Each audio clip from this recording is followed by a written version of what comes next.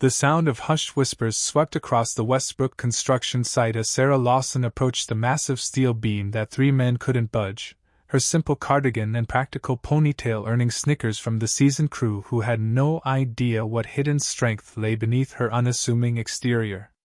Would these construction workers regret their mockery when they discovered what this overlooked woman was truly capable of?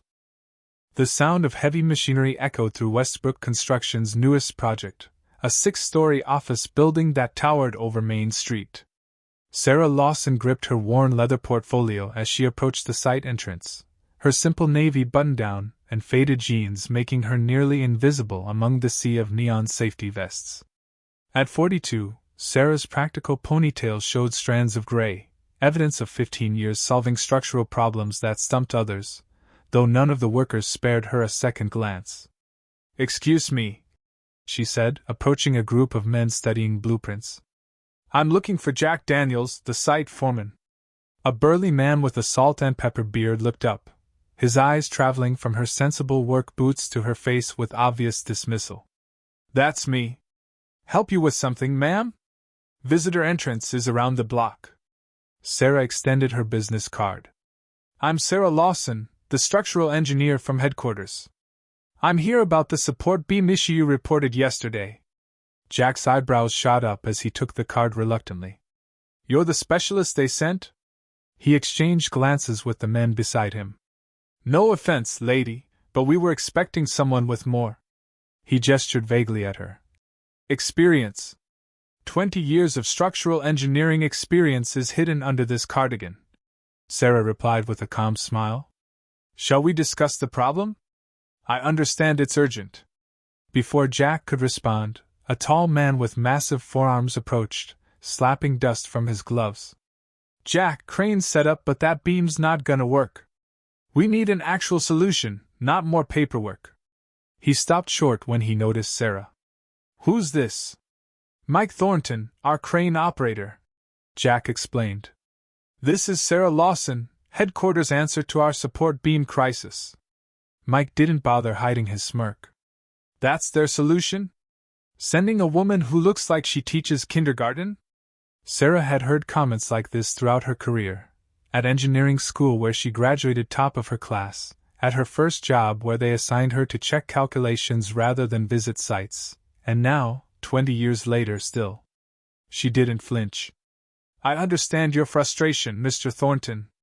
Your primary support beam is showing stress fractures that could compromise the entire building.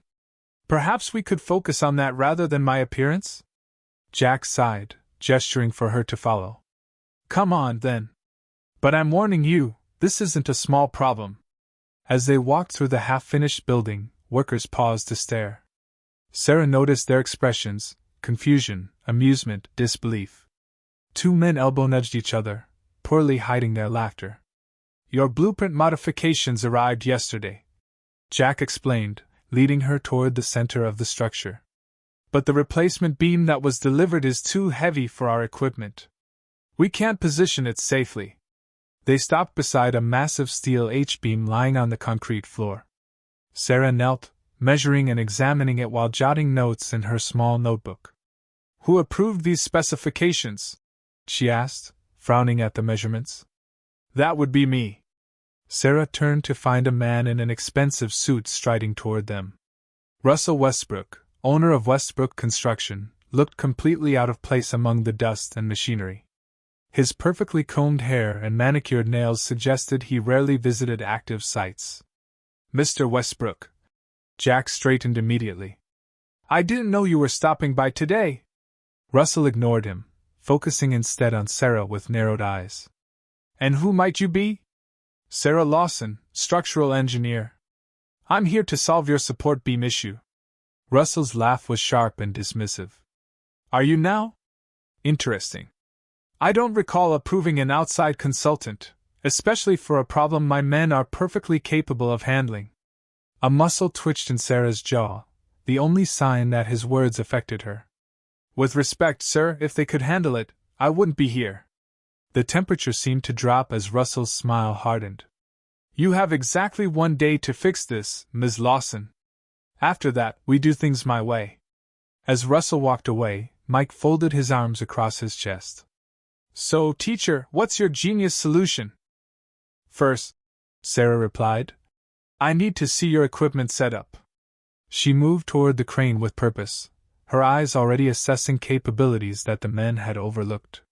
Mike followed, his heavy boots stomping. Lady, I've been operating cranes for 25 years. If I say that beam's too heavy for our rig's configuration, it is. Experience is valuable, Sarah acknowledged without breaking stride. But physics doesn't change based on years served. She reached the crane and began examining its specifications, climbing up to check the boom configuration herself. Jack and Mike exchanged looks of disbelief as she moved with unexpected familiarity around the machinery. Your crane can handle the weight, she called down after several minutes. You need to reconfigure the lift points and adjust the counterweights. She climbed down and showed them her calculations. Mike snatched the notebook, scanning her work with growing irritation. This looks good on paper, but you're missing practical considerations. Theory isn't reality. Workers had gathered around now, sensing conflict. Sarah felt their eyes, some curious, most skeptical, all judging.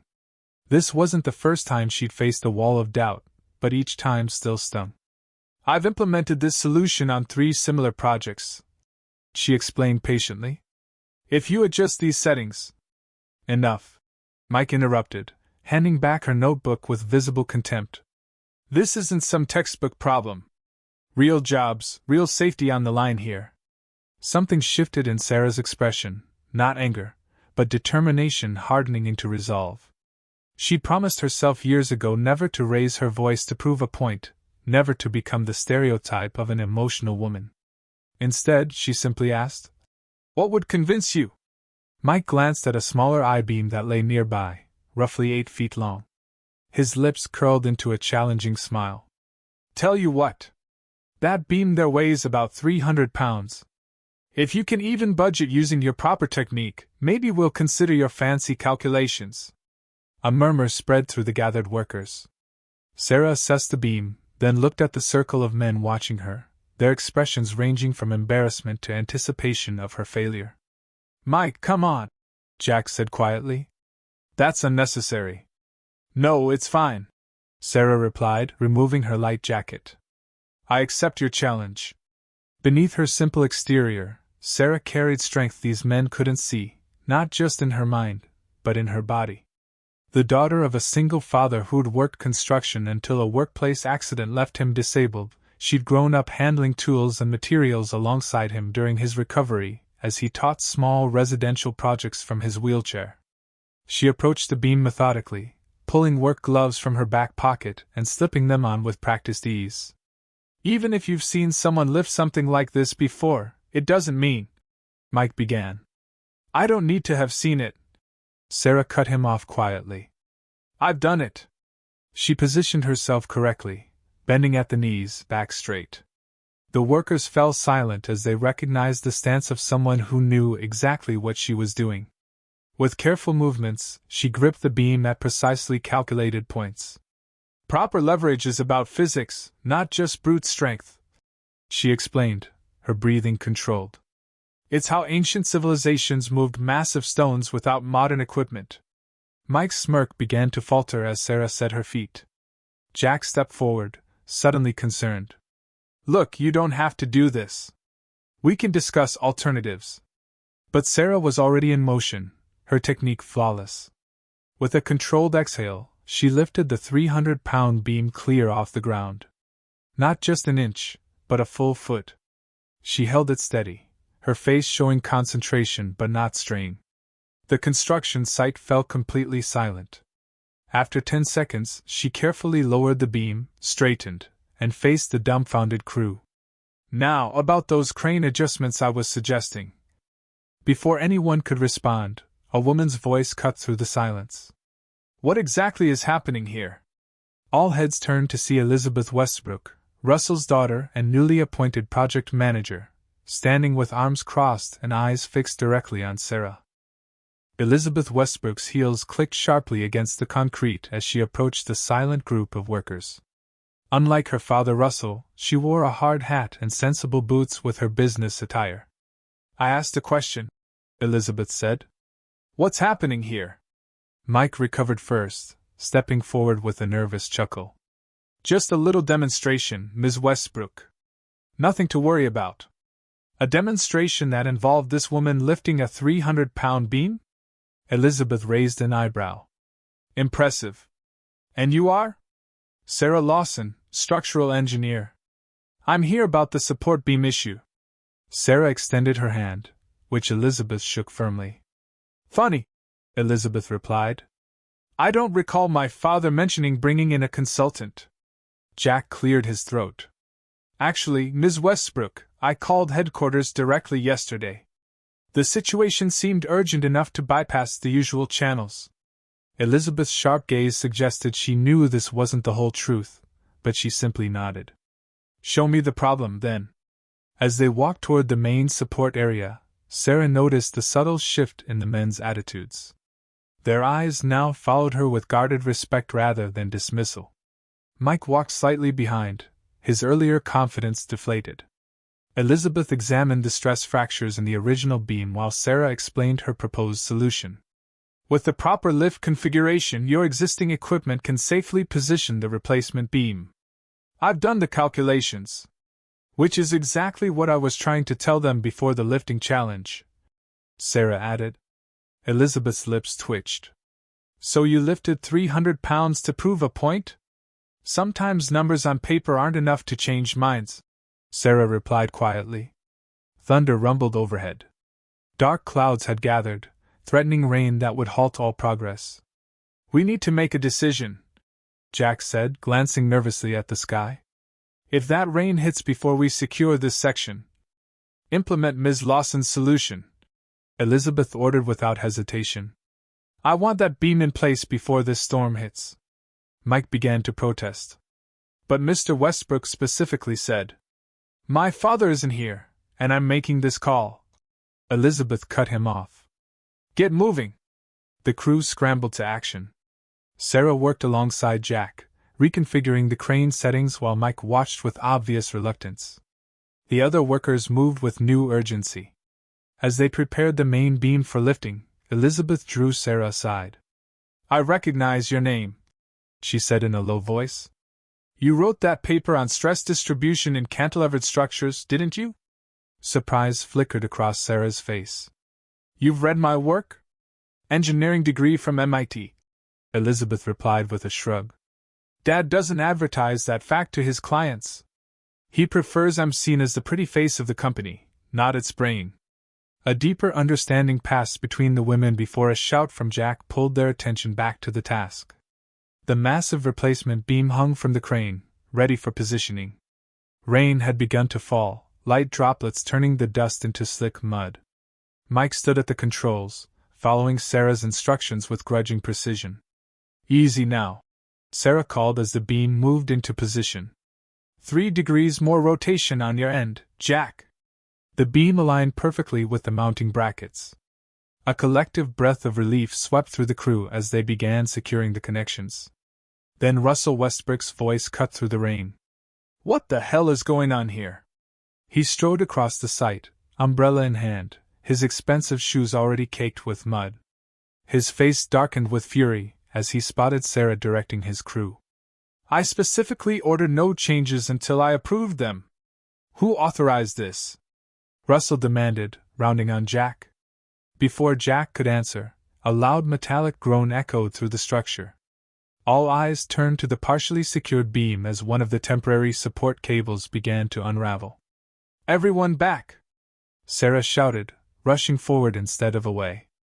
The fraying cable whipped through the air as Sarah lunged for the emergency stabilization lever. Rain pelted her face, blurring her vision as she fought to prevent the massive beam from crashing down. "Get clear!" Jack yelled to the frozen workers as he raced to help. The beam shifted dangerously. Sarah braced herself against the support column, reaching for the secondary lock mechanism. Her fingers closed around the handle just as Russell grabbed her arm. "Step aside," he ordered. "You've done enough damage." Sarah wrenched free without taking her eyes off the beam.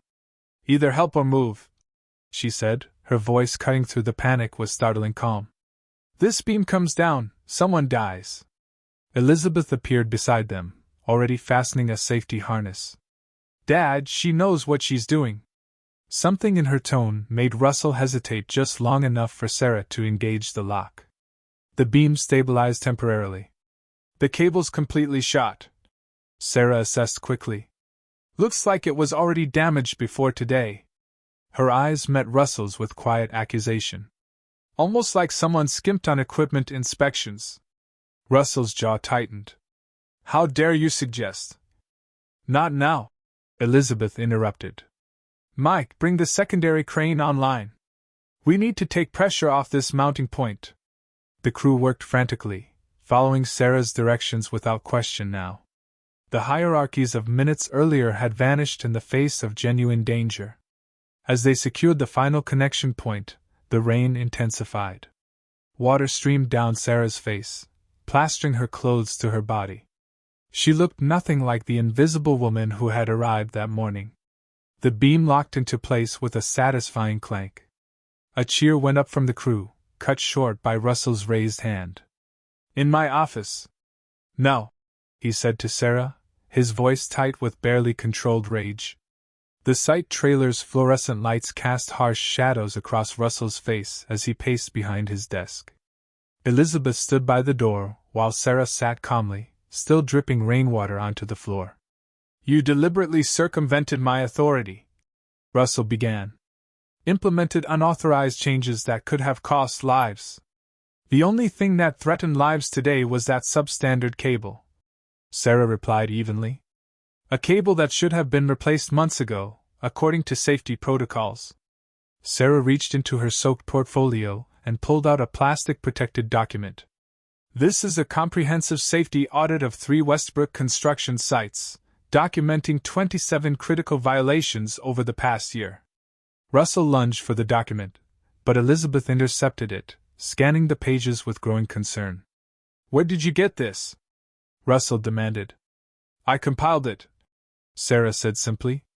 After your company's negligence killed my father. The revelation hung in the air like thunder without lightning. Frank Lawson, Sarah continued. Foreman on your Palmer Street project 5 years ago. He reported safety violations 8 times. You fired him instead of fixing the problems. 2 weeks later, working for a new company, a beam collapsed.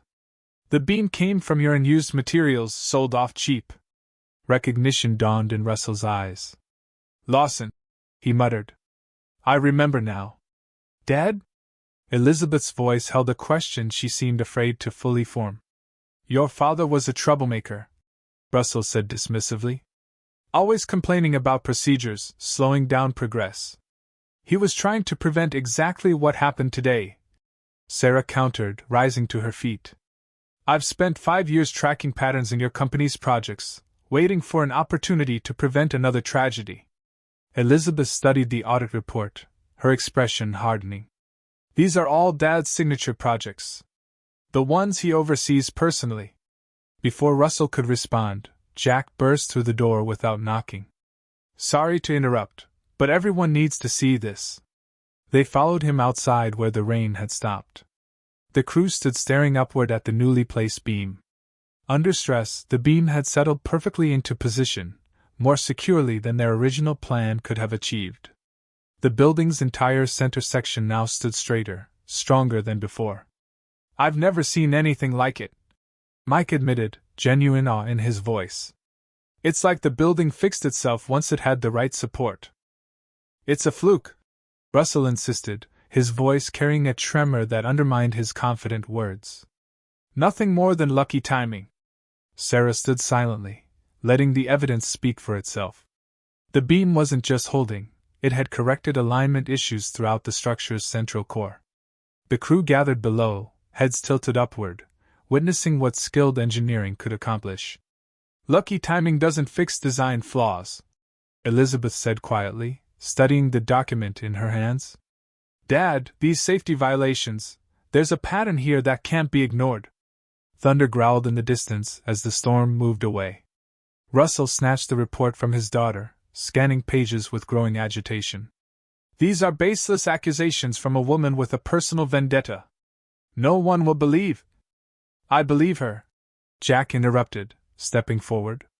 His weathered face showed the strain of a man carrying a long-held secret. And so do others. We've been documenting issues for months now. Russell's face reddened. You've been spying on my operation? We've been trying to prevent a disaster, Jack replied, his voice steady despite his obvious discomfort. After what happened to Frank Lawson, some of us started paying closer attention. Russell pointed a shaking finger at Jack. You're fired. All of you who participated in this conspiracy are finished. Mike unexpectedly moved to stand beside Jack. Then you'll have to fire your entire senior crew. We all knew something wasn't right. For the first time, Russell looked uncertain, glancing between his loyal workers who now stood united against him. His momentary vulnerability vanished behind a mask of cold authority. Elizabeth, call our lawyers. I want injunctions filed against Ms. Lawson by morning. The rest of you, clear out your things. Security will escort you off-site. That won't be necessary, came a new voice from the edge of the group. All heads turned to see a tall man in a crisp suit approaching, flanked by 2 uniformed officers. His badge glinted in the strange post-storm light. Inspector Thomas Reynolds, Occupational Safety and Health Administration. He introduced himself. We've received multiple reports regarding this site and others owned by Westbrook Construction. Sarah stepped forward. Inspector Reynolds, I have documentation you might find relevant. Reynolds nodded. Ms. Lawson, we've been expecting your call. Your preliminary reports were quite thorough. Russell's confident facade crumbled. You've been working with OSHA? How long has this been going on? Since my father's accident, Sarah replied, the weight of 5 years evident in her voice. I couldn't bring him back, but I could make sure no one else suffered the same fate. Elizabeth moved away from her father, physically distancing herself from his actions. What happens now? We're implementing an immediate safety stand-down on all Westbrook projects, Reynolds explained. And Mr. Westbrook will need to accompany these officers to answer some questions. Russell's face contorted with rage. This is ridiculous. You can't shut down my company based on the word of. It's not just her word, Elizabeth interrupted, her voice sharp with newfound authority. It's documented evidence, multiple witness statements, and now federal involvement. She turned to Reynolds. As Chief Financial Officer and co-owner of Westbrook Construction, I'll cooperate fully with your investigation. Russell stared at his daughter in disbelief. Elizabeth, what are you doing? Saving what's left of our company, she replied coldly. And perhaps saving lives in the process. As the officers led Russell away, Sarah gathered her damp portfolio.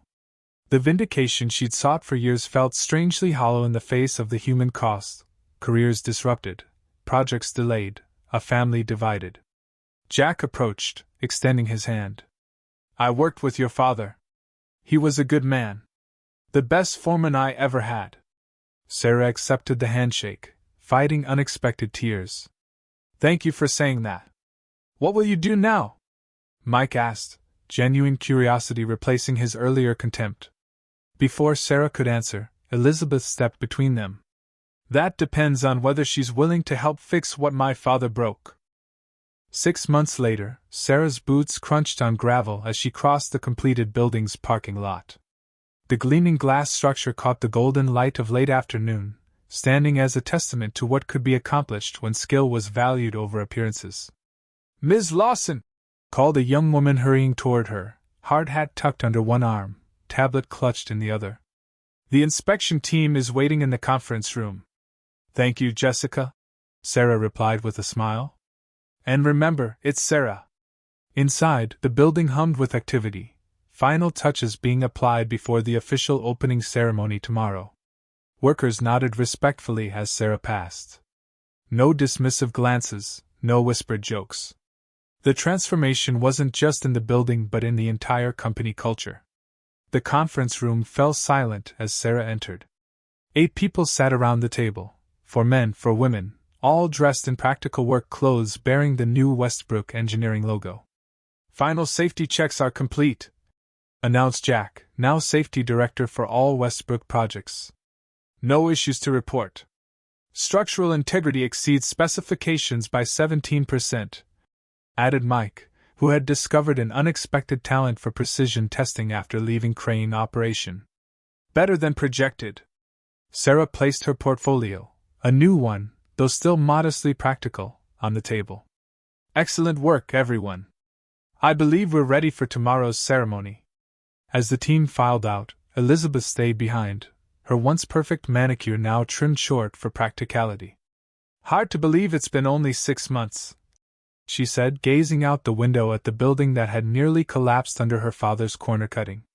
"A lot can change when the right people are in charge," Sarah replied, organizing her notes. Elizabeth smiled ruefully. "My father still refuses to acknowledge any wrongdoing. Even with the plea deal limiting his jail time to 18 months, he insists he was simply aggressive in his business approach." "Some people never learn," Sarah said without bitterness. "But you did." The new CEO of Westbrook Engineering, renamed after Russell's conviction to distance the company from scandal, nodded thoughtfully. "I spent years trying to earn my father's approval by playing the role he created for me. The pretty face with the fancy degree who never questioned his decisions. And now I'm running a company that prioritizes safety and expertise over appearances." Elizabeth's gaze turned appreciative. "Thanks in large part to our new chief structural engineer." Sarah gathered her things, still uncomfortable with praise. "I should check the platform for tomorrow's ceremony." Outside, workers were setting up a small stage where the ribbon cutting would take place. Among them was a young woman in her early 20s, carefully measuring spacing between chairs. "That's Melissa, isn't it?" Sarah asked the site manager. "From the apprenticeship program?" He nodded. "Best recruit we've had. Reminds me of you, actually, doesn't say much, but notices everything." Sarah approached the young woman. "How's it going, Melissa?" Melissa straightened, brushing dust from her pants. "Great, Ms. Lawson!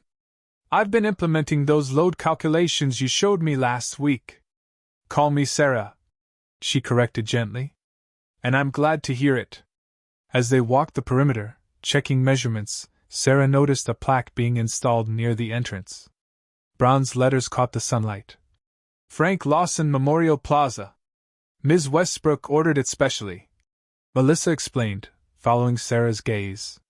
"Said every Westbrook building should remember the man who tried to make them safer." That evening, after everyone had left, Sarah stood alone in the plaza.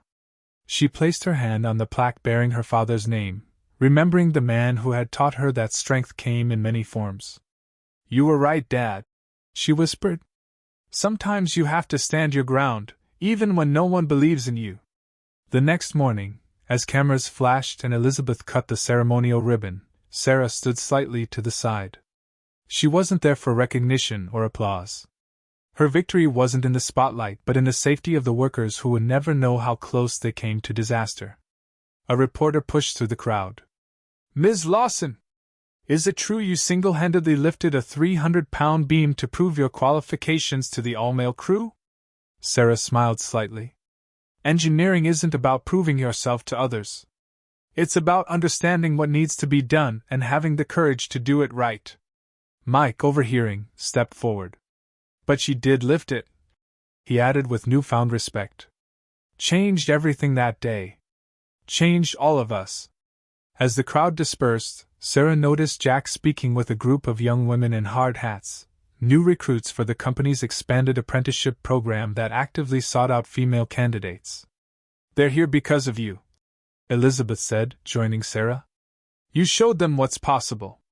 Sarah watched the women listening intently to Jack's instructions, their faces eager and determined. She thought of her father, of the long journey from that rainy day with the fraying cable, of all the small battles yet to be fought in construction sites across the country. "No," she replied quietly. "They're here because someone finally looked past appearances and saw what they could do. All I did was open the door."